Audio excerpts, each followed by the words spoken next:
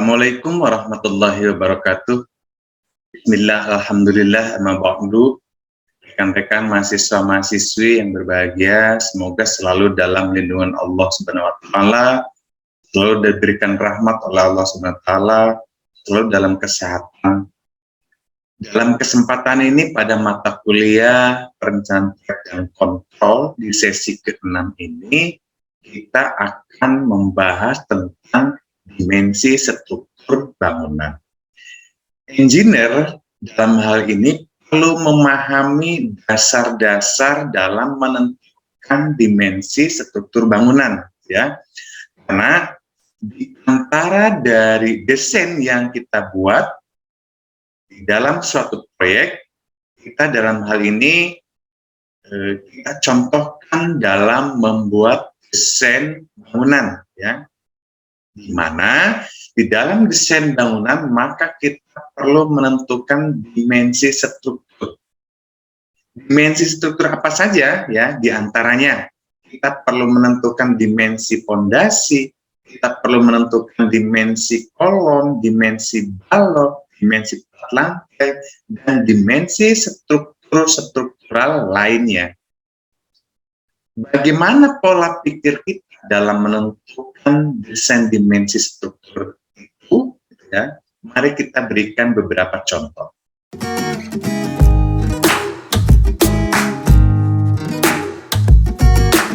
Nah, teman-teman mahasiswa-mahasiswi sekalian yang berbahagia, dasar pertimbangan dalam menentukan dimensi struktur bangunan, rekayasa proyek konstruksi harus diatur sedemikian rupa agar proyek konstruksi memenuhi kriteria 8T. Ya, karena kriteria 8T ini merupakan kriteria proyek yang handal. Di mana proyek yang handal ini perlu memenuhi unsur pertama, tepat mutu, kedua tepat waktu, tepat biaya, tepat aturan, tepat keamanan, tepat lingkungan, tepat manfaat, dan tepat fungsi. Nah, inilah dasar-dasar utama dalam kita membuat desain. Dalam hal ini yang sedang kita bahas adalah tentang desain dimensi struktur. Ya, pertimbangannya adalah harus tepat mutu. Artinya dimensi struktur yang kita desain itu harus sesuai dengan kapasitasnya. Sesuai dengan kapasitasnya itu artinya tidak berlebihan. Kenapa tidak boleh berlebihan? Karena itu akan berdampak terhadap biaya dan akan berdampak juga terhadap waktu. Nah, maka dasar pertimbangannya adalah 8T ini, ya. Kemudian suatu contoh dalam kita menentukan dimensi fondasi. Nah, hal yang perlu kita pikirkan adalah bahwa dimensi fondasi harus tentukan agar mampu menahan beban rencana yang akan dipikul oleh fondasi itu sendiri. Apa saja yang akan dipikul?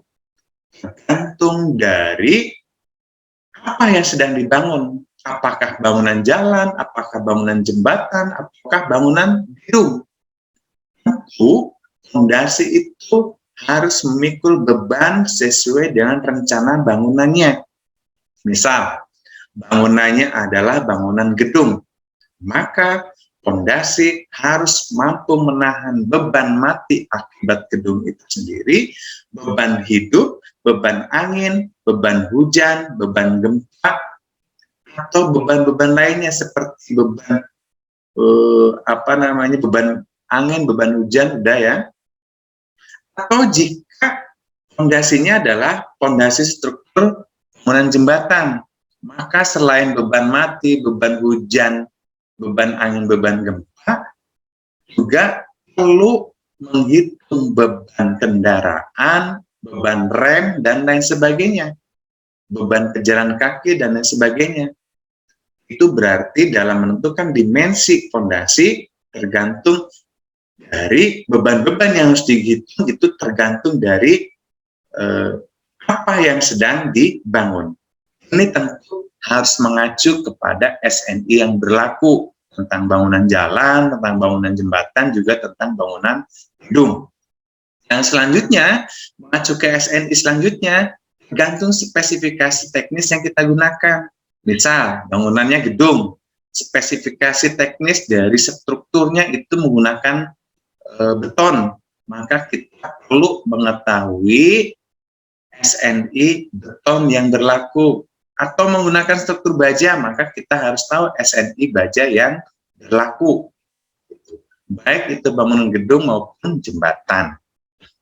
Suatu contoh, dalam menentukan dimensi fondasi, misalkan kita akan menggunakan fondasi tapak atau footpath, kita akan menganalisis kekuatan fondasi footpath ini, misalkan menggunakan metodenya Meyerhof, berdasarkan kapasitas daya dukung tanah.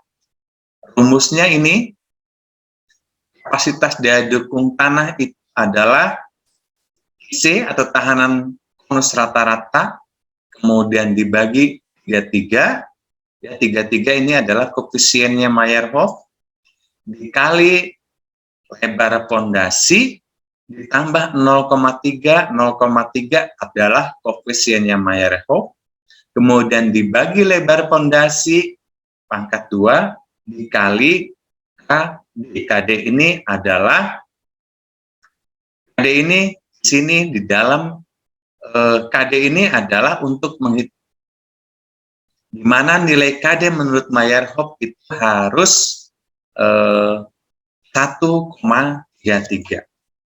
Ya. Nah, maka berdasarkan dari teori analisis ini, dalam melakukan investigasi, karena sesi-sesi sebelumnya, sebelum kita melakukan desain itu perlu ada investigasi. Maka untuk menentukan dimensi struktur fondasi dalam hal ini, yang kita contohkan fondasi footpath, dalam menginvestigasi perlu mendapatkan nilai atau data tanah. Data tanah terdiri dari apa saja yang harus didata. Di antaranya kita perlu tahu data tanah itu tentang tahanan konus rata-rata hasil sondir, artinya berarti kita perlu melakukan uji sondir. Kemudian kita perlu, setelah dari hasil uji sondir, kita perlu desain lebar fondasinya dan kedalaman fondasi itu sendiri. Yang selanjutnya, dari investigasi itu, berdasarkan rumus ini dalam menentukan dimensi fondasi footpath, perlu mengetahui fungsi bangunan saat desain untuk mengetahui rencana pembebanan. Karena seperti awal kita jelaskan, beban apa saja dan berapa total beban yang dipikul oleh fondasi itu menjadi dasar dalam menentukan berapa lebar fondasi yang harus ditentukan dan berapa kedalaman fondasi yang harus ditentukan. Nah, maka selanjutnya agar dimensi fondasi struktur bangunan dapat ditentukan, maka perlu diketahui data inputnya. Apa saja data inputnya? Secara garis besar ada 4. Perlu ada data tanah, perlu ada data dimensi fondasi, perlu data bahan konstruksi, dan perlu data beban rencana fondasi. Suatu contoh, ya. Suatu contoh ini, data-data yang harus kita siapkan untuk menentukan dimensi fondasi. Data tanah diantaranya harus diketahui adalah kedalaman fondasinya harus berapa berdasarkan hasil sondir, kemudian berat volume tanahnya berapa, sudut gesek jalannya berapa, presinya berapa, tahan konus rata-ratanya berapa, nilai N hasil uji SPT-nya berapa. Nah, suatu contoh ini adalah dasar-dasar untuk menentukan dimensi fondasi. Ya. Sebetulnya poin 2, dimensi fondasi ini bisa kita tentukan. Contoh di sini, gambarnya ini ya, lebar fondasi arah X, lebar fondasi arah Y, tebal fondasi, lebar kolom arah X, lebar kolom arah Y, posisi kolom dalam. Ini kita dapatkan dari mana?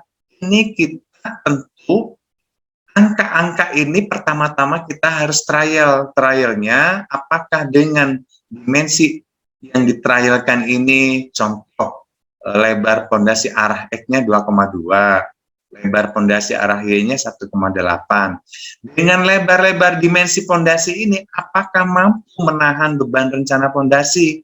Maka di dalam hal ini kita perlu desain bangunan itu sendiri untuk mengetahui beban-beban rencana. Nah, ini ya dasar-dasar penting dalam menentukan dimensi pondasi. Nah, di dalam menentukan dimensi pondasi ini tentu berkaitan juga dengan bahan konstruksinya. Bahan konstruksinya terdiri dari apa? Misalkan pondasi putat, bahannya adalah beton, kemudian gunakan tulangan baja. Maka kita perlu ketahui kuat tekan beton berapa yang kita gunakan, kuat leleh baja tulangan berapa yang kita gunakan, dan berat beton bertulangnya berapa beratnya. Nah, baru kemudian ini kita analisis, lakukan trial beberapa dimensi pondasi. Apabila sudah mampu menahan beban rencana ini, maka kita tetapkan dimensi pondasinya adalah sekian. Nah, itu adalah dasar pemikiran dalam menentukan dimensi struktur pondasi. Jadi kita tidak akan bisa menentukan dimensi struktur pondasi tanpa input data. Datanya skala garis besar tadi kita ketahui 4 ya. 4 yang terdiri dari data tanah, kemudian data beban bangunan itu sendiri, data bahan pondasi yang kita gunakan, baru selanjutnya kita trial dalam menentukan dimensi pondasi. Lebar pondasi footplate dan lebar arah Y, kemudian posisi kolom dan lain sebagainya. Nah, itu adalah dasar-dasar dalam menentukan dimensi pondasi. Sekarang bagaimana kita dalam menentukan dimensi kolom? Berarti kita perlu tahu terlebih dahulu teori analisis menentukan atau teori analisis dalam menghitung kekuatan kolom itu seperti apa. Contoh misalkan kolom yang kita gunakan spesifikasinya adalah beton bertulang. Maka kita perlu tahu rumus analisis kolom beton bertulang itu seperti apa. Mari kita contohkan. Nah, suatu contoh. Rumus dalam menghitung kapasitas kolom dengan kondisi beban tanpa eksentris itu adalah kekuatan beban aksial nominal tanpa eksentris sama dengan 0,85, ini angka koefisien, kali Fc, tekan beton, kemudian dikali luas tampang kotor kolom, dikurangin luas tampang tulangan, ditambah kuat leleh baja dikali luas tampang tulangan. Nah, ini dasar untuk menentukan dimensi kolom. Selanjutnya, hal apa lagi yang perlu dipertimbangkan? Karena beton bertulang, maka selanjutnya kita perlu tahu jenis tulangan apa yang kita gunakan pada suatu kolom. Apakah tulangan spiral atau tulangan sengkang? Ya, maka apabila tulangan spiral, ya, kuat beban aksial nominal ini perlu dikalikan dengan reduksi.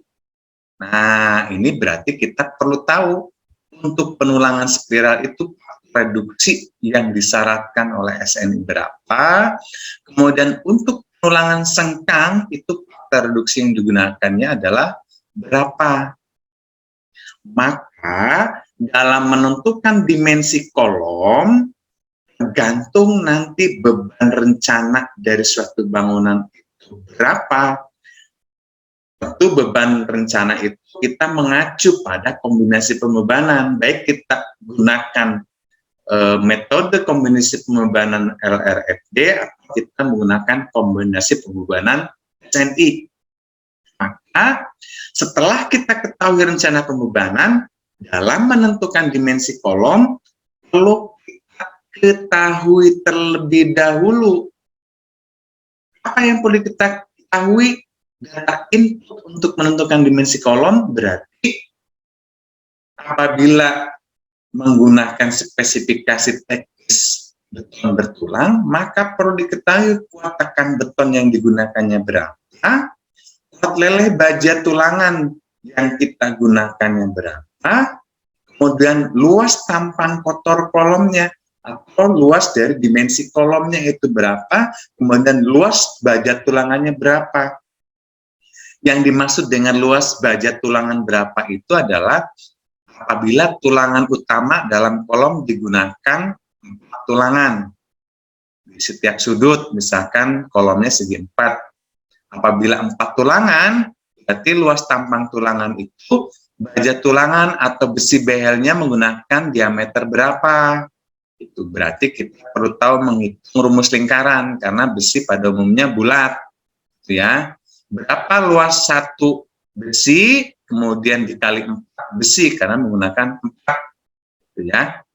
Maka tergantung besi diameter berapa yang digunakan. Nah, ini adalah hal penting dalam menentukan dimensi kolom. Ya, ini sebagai dasar pertimbangan dicontohkan.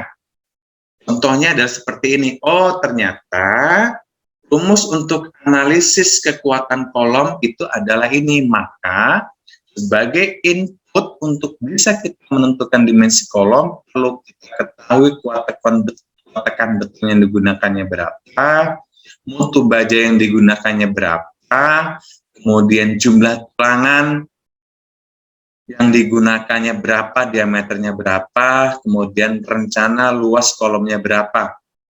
Nah, ini berarti luas tampang kotor kolom atau dimensi ini, kemudian dimensi kolom ini, kemudian luas tampang tulangan ini, awalnya kita lakukan trial. Ya, bagaimana jika dimensi kolomnya 40 kali 40 misalkan. Bagaimana jika diameter tulangan baja yang digunakannya sekian, jumlahnya sekian. Berapa kekuatannya? Mampukah menahan beban rencana? Jika tidak mampu, mungkinkah dimensi kolomnya harus diperbesar, atau baja tulangannya harus diperbesar atau ditambah jumlahnya, atau kuat tekan betonnya dinaikkan? Nah, itu tentu beberapa variabel. Mana yang paling efektif yang dilakukan adalah yang memiliki biaya terendah, itu pasti yang harus jadi dasar pertimbangan. Nah, ini adalah suatu contoh dalam menentukan dimensi kolom. Ya, ini hanya secuil dasar-dasar pemikiran. Di sini yang kita bangun adalah dasar pemikiran dalam menentukan dimensi struktur. Jadi kita jelaskan tentang menentukan dimensi struktur fondasi. Sekarang menentukan dimensi kolom. Selanjutnya bagaimana cara kita menentukan dimensi balok, gitu ya. Nah, kita perlu tahu tentunya, karena di dalam desain ini kita perlu paham dasar-dasar. Dari dasar-dasar itu kita implementasikan dalam suatu gambar, kemudian gambar itu kita analisis ulang bagaimana kekuatan dari dimensi-dimensi dan penulangan-penulangan yang kita tentukan. Apabila kekuatannya mampu menahan beban rencana, maka tetapkan. Apabila terlalu kuat, mungkin bisa diperkecil dan lain sebagainya. Tetapi dasar-dasar awal kita perlu paham. Oke, selanjutnya bagaimana cara kita menentukan dimensi balok? Ya, ini saya contohkan.